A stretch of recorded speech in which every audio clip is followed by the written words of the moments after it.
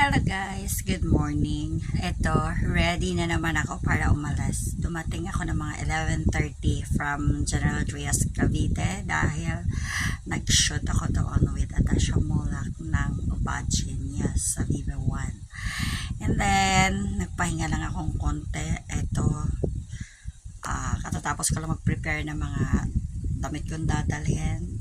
Papatangas naman ako, another show. See you si Bads on 7-Eleven. So kasabay ko si Bads. We're going to GMA. Doon ang pull out namin going to Batangas.